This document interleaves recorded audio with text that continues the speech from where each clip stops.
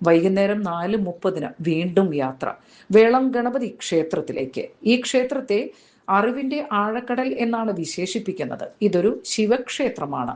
രാജരാജേശ്വരൻ, വൈദ്യനാഥൻ എന്നിങ്ങനെ രണ്ട് സങ്കല്പങ്ങളിലാണ് ശിവൻ ഇവിടെ പ്രതിഷ്ഠിക്കപ്പെട്ടിരിക്കുന്നത്. എങ്കിലും രാജരാജേശ്വരന്റെ ശ്രീകോവിലിൽ തെക്കോട്ട് ദർശനം നൽകുന്ന ഗണപതിക്കാണ് ഇവിടെ കൂടുതൽ പ്രാധാന്യം. മഹാഗണപതി, രാജരാജേശ്വരൻ, പെരും തൃക്കോവിലപ്പൻ എന്നിവരുടെ പ്രതിഷ്ഠയുള്ള ഒരു ക്ഷേത്രമാണിത്. ചുറ്റുമതിലിന് തൊട്ട് ശ്രീകൃഷ്ണ പ്രതിഷ്ഠയുമുണ്ട്. അമ്പലത്തിന് മുൻഭാഗത്തായി ഈ അടുത്ത കാലത്ത് പുനർനിർമ്മിച്ച ക്ഷേത്രക്കുളവുമുണ്ട്. അതിഥി മന്ദിരം, ഊട്ടുപുര, വിവാഹ മണ്ഡപം, പുതിയതായി നിർമ്മിച്ച നടപ്പന്തൽ എന്നിവയും ക്ഷേത്രത്തിന്റെ പ്രത്യേകത തന്നെയാണ്. കണ്ണൂർ ജില്ലയിൽ തളിപ്പറമ്പ് ഗ്രാമത്തിൽ തലയുയർത്തി നിൽക്കുന്ന വേളം ഗണപതി ക്ഷേത്രം. പുറമേ നിന്ന് നോക്കുമ്പോൾ ഗണപതി ക്ഷേത്രമെന്ന് തോന്നുമെങ്കിലും അമ്പലത്തിന്റെ ഹൃദയ തുടിപ്പ് ലോകനാഥനായ ശിവചൈതന്യമാണ്. പൊതുവെ ഒരു ക്ഷേത്രത്തിന്റെ പേരിലും പ്രശസ്തിയിലും ശിവചൈതന്യം മുൻപന്തിയിൽ നിൽക്കുക സ്വാഭാവികം. എന്നാൽ ഉപദേവനായ ഗണപതിക്കാണ് മുഖ്യദേവനായ ശിവനേക്കാൾ ഈ അമ്പലത്തിൽ പ്രസക്തി.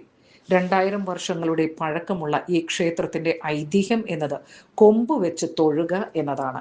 കേരളത്തിലെ വേറെ ഒരു അമ്പലത്തിലും കൊമ്പ് വെച്ച് തൊഴുന്ന ആചാരമില്ല. നാം കണ്ടിട്ടുള്ള എല്ലാ അമ്പലങ്ങളിലെയും ഗണപതി വിഗ്രഹത്തിന് വലതുവശത്തെ കൊമ്പ് ഛേദിക്കപ്പെട്ടതായിട്ടാണ് കാണുന്നത്. എന്നാൽ ഇവിടത്തെ ഗണപതി വിഗ്രഹത്തിന്റെ ഇടതുകൊമ്പാണ് ഛേദിക്കപ്പെട്ടിട്ടുള്ളത്. ഗണപതി ക്ഷേത്രം എന്നാണ് പറയുന്നതെങ്കിലും ഇതൊരു ശിവക്ഷേത്രമാണ്. ഇവിടത്തെ ഗണപതിയെ തെക്ക് വശത്തേക്ക് ദർശനം നൽകുന്ന രീതിയിലാണ് പ്രതിഷ്ഠിച്ചിരിക്കുന്നത്.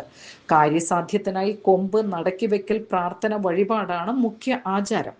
അനുഗ്രഹം ലഭിച്ചു എന്ന് ബോധ്യപ്പെട്ടാൽ കൊമ്പ് നടക്കി വെക്കണം. ക്ഷേത്ര ദർശനത്തിനെത്തുന്നവർക്ക് ഇരിക്കാനായി ഇരിപ്പിടങ്ങൾ, ഊട്ടുപുര, അന്നദാനപുര, കല്യാണ മണ്ഡപം തുടങ്ങിയ സൗകര്യങ്ങളും ഇവിടെയുണ്ട്. ജീവിതത്തിൽ ഐശ്വര്യത്തിനും അധികാരത്തിനും സ്ഥാനമാനങ്ങൾക്കും ആരോഗ്യപരമായ വെല്ലുവിളികളെ മറികടക്കാനും തടസ്സങ്ങൾ മാറ്റി ശുഭകാര്യങ്ങൾ നടക്കാനും ഗണപതി ഭഗവാനെ സ്തുതിക്കുന്നത് അഭികാമ്യമാണ്. ആ ക്ഷേത്രത്തിൽ ഏറെ നേരം ഞങ്ങൾ പ്രാർത്ഥനയിലാണ്ടു.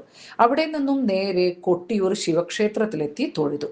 അവിടെ നിന്നും തളിപ്പറമ്പിൽ സ്ഥിതി ചെയ്യുന്ന മഹാശിവക്ഷേത്രമായ രാജരാജേശ്വര ക്ഷേത്രത്തിലെത്തി.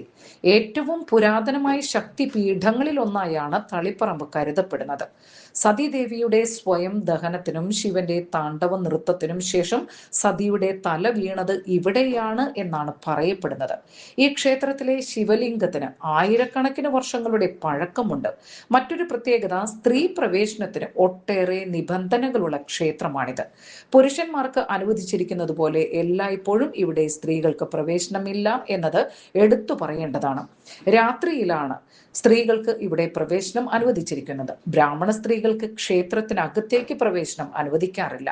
മറ്റുള്ളവർക്ക് തിരുവത്താഴ പൂജയ്ക്ക് ശേഷം ക്ഷേത്രത്തിനകത്തേക്ക് കയറാം. അതായത് രാത്രി 7:15 ശേഷം സ്ത്രീകൾക്ക് അമ്പലത്തിനകത്തേക്ക് പ്രവേശിക്കാം.